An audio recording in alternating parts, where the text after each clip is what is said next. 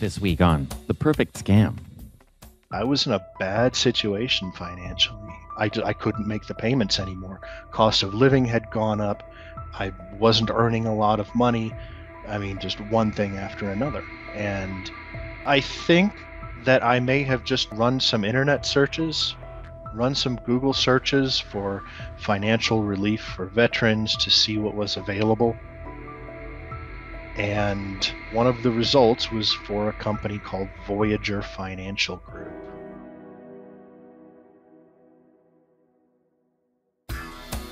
Welcome back to The Perfect Scam. I'm your host, Bob Sullivan.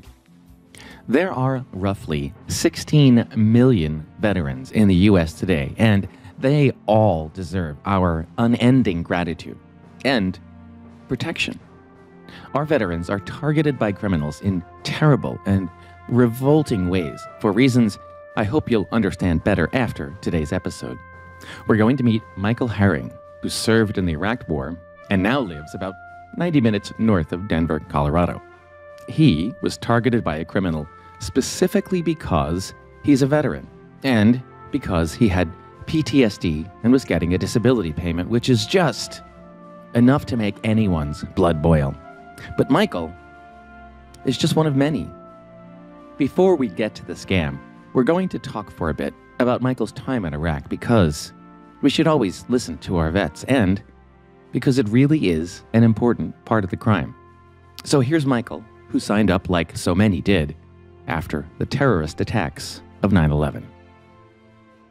Well, I had always had kind of a desire to join the military. I can't really explain it in one particular reason.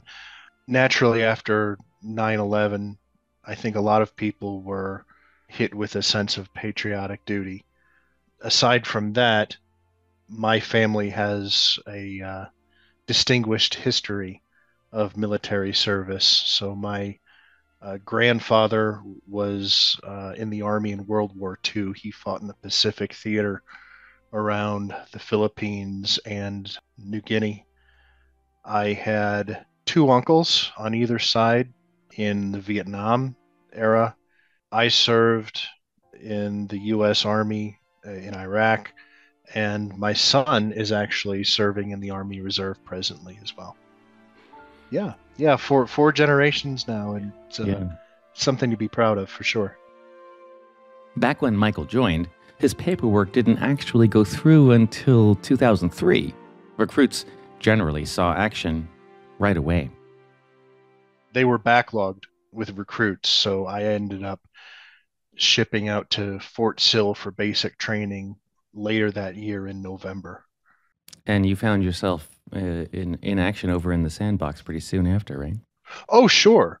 Sure. When you graduated basic training then, I mean, this was in the thick of the Iraq War. So wherever you got your orders to go, just put /Iraq, Hmm. or /Afghanistan, depending on the unit. But I got sent to Germany, so it was Germany /Iraq. And what were you doing in Iraq? Understand that by trade, I was an artilleryman. I actually worked the fire direction center, so they're like the targeting systems for our field artillery and combined arms operations. But when we got to Iraq, naturally, we were all infantry. So we connected with 810 Cavalry, and they made Cav Scouts out of us. And when that cavalry unit had finished their tour, we were just, with our own task force, which was 2-6 Infantry, the 2nd Brigade, 1st Armored Division, and we were all infantry. Although I was artillery by trade, the only artillery I ever saw in combat was incoming. Go figure. You were part of a team searching or clearing IEDs, no? Yes. Yeah, that was what we did most of our days. So generally, we would do about 2 patrols a day. Each patrol, from the time you're prepping to the after action review, was generally about 11 hours. And most of what we did was called counter IED recon, which is really just a fancy way of saying drive around and get blown up. You know, that's just kind of how life was at that point during the conflict. IEDs, improvised explosive devices, homemade bombs. Michael spent his days driving around looking for unexploded IEDs in and around Baghdad to help make travel safe for other troops. So half of the time in Iraq, we were in Baghdad proper for a while, which was an area just south of Baghdad. It was a forward operating base called Fob Falcon. And so half of the time we were there, and our patrols would originate, and we had an area of operations depending on the day and depending on which way the wind was blowing. We might patrol one of the main arteries around Baghdad. We might patrol the neighborhoods. If there was some sort of conflict going on, we would naturally concentrate our attention to wherever it was needed at the time. And the other half of the time, when we weren't based out of forward operating base Falcon, we were in a tiny little, and I mean tiny little outpost. It was about maybe 100 meters in diameter, and it was in the rural western part of Baghdad, and that was called OP San Juan, OP for outpost. And that was super rural area, but I can tell you everybody around there hated us. Everybody. So the vast majority of IED encounters that I had were around that outpost. And so, as you're driving around, are you using some kind of electronics to try to detect metal, or how do you do this? Oh, no. So at the time, it was all based on training. We had things that we had to look out for. So naturally, we're in a patrol of generally 3 Humvees. And as luck would have it, I want to say about 85% of the time I was driving the lead truck. I was always on point. It drove me nuts. I raised a stink about it. I'm always on point. I'm tired of it. So we would just, drive around between 5 and 10 miles an hour for hours on end. And if there was something that looked suspicious, then we would approach it with caution. We didn't really have any specific counter IED equipment. It was just our own eyes, our own feelings, and our own training. So, just give me a for instance of when you've spotted something and were able to disarm it safely. You see a pile of dirt on the side of the road that looks suspicious? How does that work? Well, that makes me think of the one single IED that I found before it found me. So all told, I hit 6 IEDs during my tour. 6 of them found me before I found it. But it was that last one that I found first. And incidentally, it was the one that would have done me in. So what had happened is it was late in the evening. It was getting dark. And we were finishing up the patrol. And our patrol was just essentially a long stretch of the main artery in southern central Baghdad. It was called Route Jackson. And because it was nearing the end of our patrol, we had to head back to the base. We did kind of a short loop. And the entire time we were patrolling, there was a line of probably about half a dozen semi trucks that were on the side of the road near a pedestrian overpass. And we did that short loop at the very end, and we turned around and we started approaching this pedestrian overpass that had all these trucks lined up next to it. And then all of a sudden, those trucks were gone. Like, they just disappeared. And it was dark at this point, and as we rolled up to this pedestrian overpass, again, it was nighttime by now. Visibility wasn't that great, but I could both see and sense that something was off. And so we rolled up really, really, really slow on this overpass, and I saw what appeared to be just a bump, a slight lump, a slight bump in the black pavement of this road. And it wasn't until I had rolled up right next to it, and I looked out my window, and sure enough, there's wires coming out of the ground with a bunch of pressure plate sensors. It appeared to be like almost like a Christmas tree light, but instead of lights, there were a bunch of small little pressure plate sensors, and that was kind of sticking out a little bit, and the rest was covered up with a black cloth. And the wheel of my truck was, I want to say, probably about 9 to 12 inches away from this thing. And so right underneath of that black cloth was the IED that they had placed while we had driven past. So I called into the guys that were behind me, and they moved back and I moved up, counted my blessings, and so we cordoned off the area. And the EOD, the explosive ordnance guys, had come out, and they brought their robot out there. Sure enough, yeah, it's an IED. And not only that, but they had a secondary that was wired on the pylon of the pedestrian overpass. So I guess their idea was when the first one went off, it would set off the second one and blow the whole overpass. Mm. Yeah, didn't work Wow. out that way for him, but I was fortunate that evening. Wow. Yeah. These stories are just so incredible and they're hard to hear, honestly. So I can't imagine what it's like to live them. But I can't not imagine after, I mean, most days you were driving for 10 hours and saw nothing, right? Usually, I mean, there was always something, but usually nothing of consequence. And But, that was just the nature of the conflict at the but, time. but you're spending 10 hours thinking any second something could happen. So when you come home from that, how do you drive a car normally?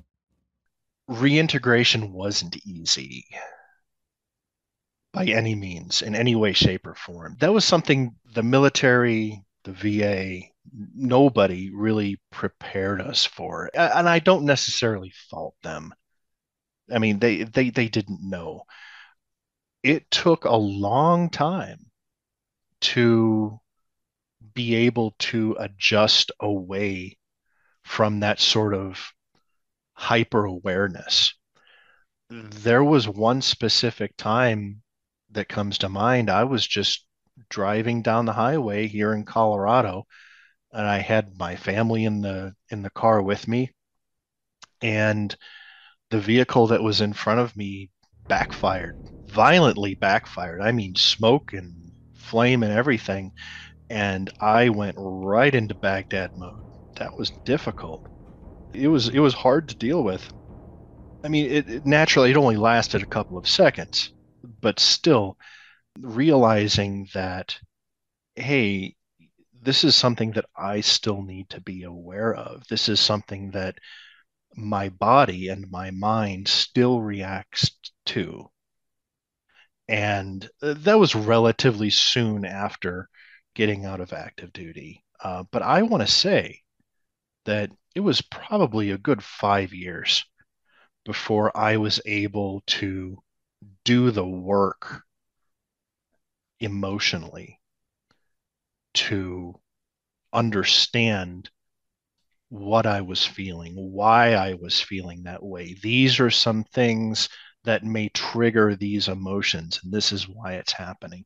It takes a lot of hard work, and it's something that even still, there are, I'm sure, thousands and thousands of combat veterans from Iraq and Afghanistan that haven't had an opportunity or just haven't done that work and are still suffering the degree of PTSD that's just completely unmitigated. And that's sad. That's unfortunate.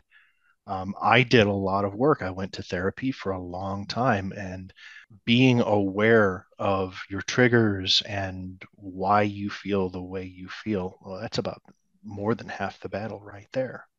Still, your body is your body. And I mean, while you just said, oh, the feeling only lasts a few seconds, that kind of adrenaline crush, for me, can take an hour or two to really dissipate.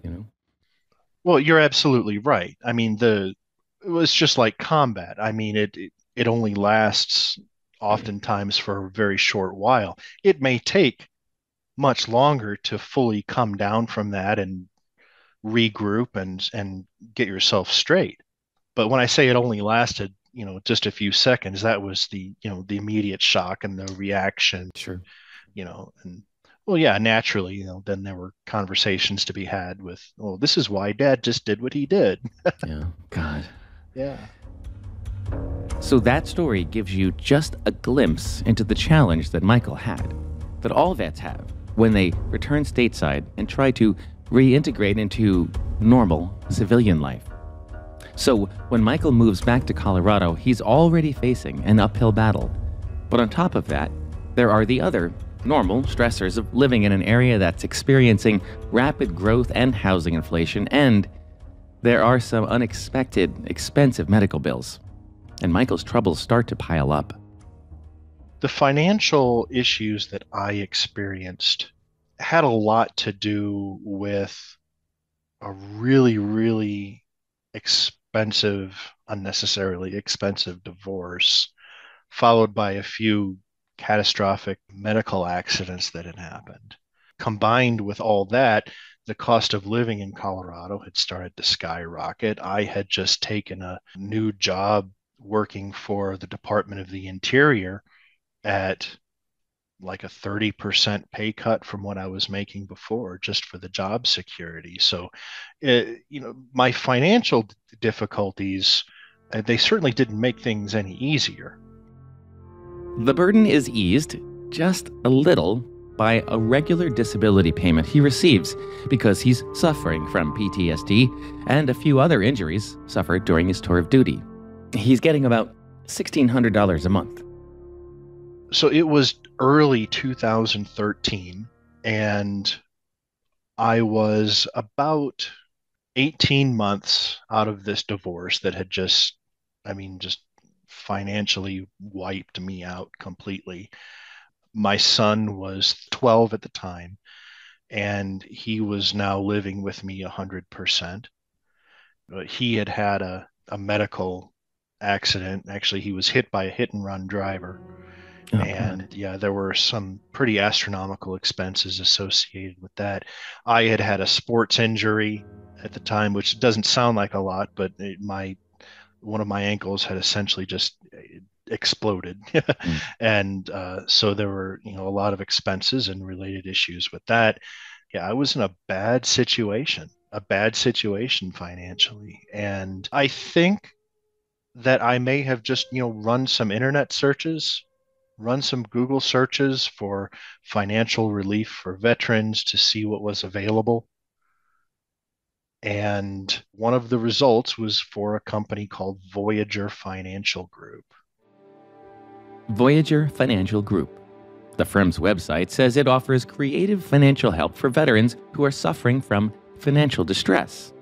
Desperate, Michael clicks to find out more and eventually calls them. So their pitch was that essentially I could get a cash advance on my VA disability income. That was it. And that cash advance could be paid back over a period of X number of years. It could be like 5 years, it could be 10 years, all dependent on how much the cash advance was. Since Uncle Sam sends guaranteed payments to Michael every month, investors arranged by Voyager Financial are willing to give what is essentially a loan to Michael against those payments, so he can use that upfront lump sum to pay down credit card bills and whatnot. One term for this kind of arrangement is a structured cash flow. So Michael decides to trade in much of his monthly disability payment for this instant financial relief. I can tell you that after everything was signed and everything was done with this, that my monthly payment on this was $878.05. So I knew that it wasn't all of my VA benefit, but it was a majority part of it. And for that, they gave you 20 something thousand dollars.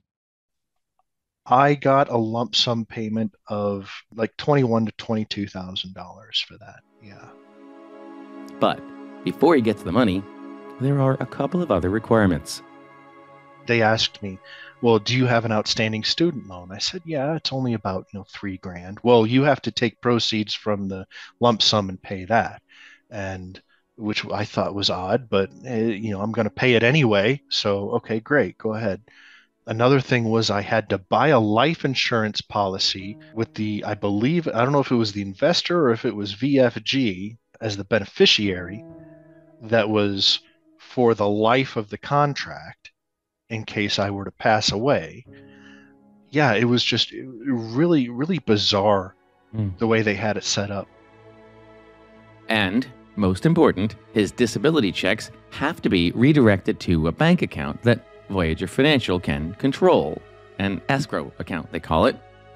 After Voyager takes its monthly slice, Michael gets a check for what remains. About 2 weeks later. What did you use this money for? This money was used immediately for debts that had to be paid. I was struggling to keep my electricity on. Everything that I had outstanding that I could pay with that, I paid.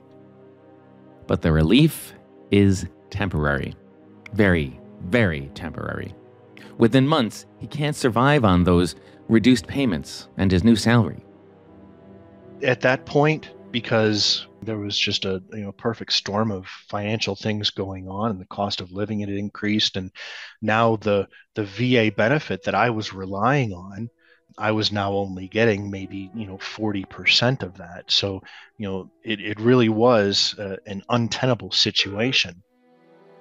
So he calls the VA and has the disability checks redirected back to him, away from the escrow account. So once the situation had become so dire, because it was really truly untenable, it's a matter of changing the deposit information with the Veterans Administration. Say, no, this doesn't go into escrow anymore because I'm having to wait an additional 2 weeks for the money that I need. And I can send in the payments. And in fact, that's what I did at first is like, look, I can't wait 2 weeks for this VA disability payment. And so I'll have the VA send it right to me.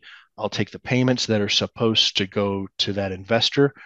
I would send those in directly. In fact, I believe oftentimes I would just wire at my own cost. I would wire that money right into the escrow account. So it's there. That payment is made.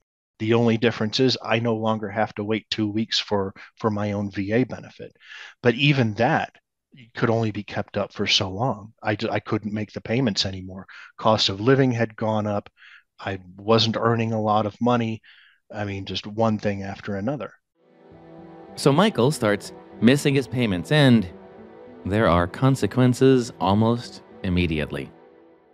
At that point, a process server showed up and gave me a summons for a case in South Carolina that had everything from breach of contract to unjust enrichment, and lots of big scary things, lots of big scary allegations and charges.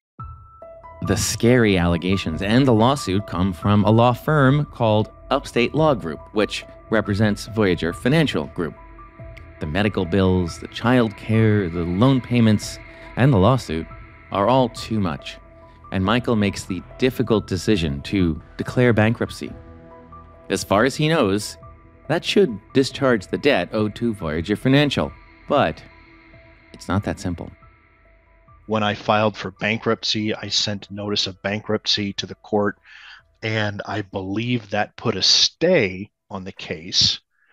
But interestingly enough, once my Chapter 7 bankruptcy had finished, on the list was the investor, because the investor was named on the contract. I included the investor. I included also VFG's information, made sure everybody knew that, hey, I'm insolvent and you're on this list of creditors. If you take issue with any of this being discharged in a Chapter 7 proceeding, you can attend the meeting of creditors. Here's the date. Everything was above the table. Needless to say, neither the investor nor anybody from Upstate Law Group or VFG attended the meeting of creditors. And after the bankruptcy had been discharged, the case in Greenville was still going. And for the life of me, I couldn't figure out why. I'm like, this has been discharged. This is done. This is over with. And I guess Upstate Law Group didn't agree. They didn't agree. And so that's once there was a hearing date, I had bought plane tickets, I had booked a car, I had booked a hotel so that I could actually show up and say, look, here's my discharge. Here is the federal regulation. And by the way, there's precedent from, I believe it was the Supreme Court of the state of California, that discharged this exact same debt in a Chapter 7 bankruptcy. Why are we even here? Why are we even here? A good question, because at about this time, Michael also starts looking for a lawyer to represent him in South Carolina. Up to this point, he'd represented himself. And he finds something shocking in his research. What does he find? And how many other veterans are caught up in the same situation as Michael? Well, that's next week on The Perfect Scam.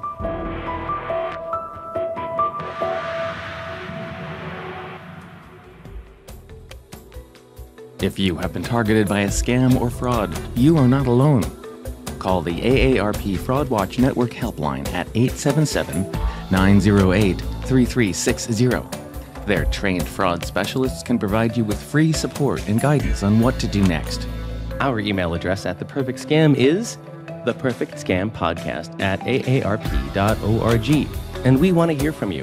If you've been the victim of a scam, or you know someone who has, and you'd like us to tell their story, write to us, or just send us some feedback. That address again is theperfectscampodcast@aarp.org. Thank you to our team of Scam Busters: Associate Producer Annalie Embry, Researcher Becky Dodson, Executive Producer Julie Getz, and our audio engineer and sound designer Julio Gonzalez. Be sure to find us on Apple Podcasts, Spotify, or wherever you listen to podcasts. For AARP's The Perfect Scam, I'm Bob Sullivan.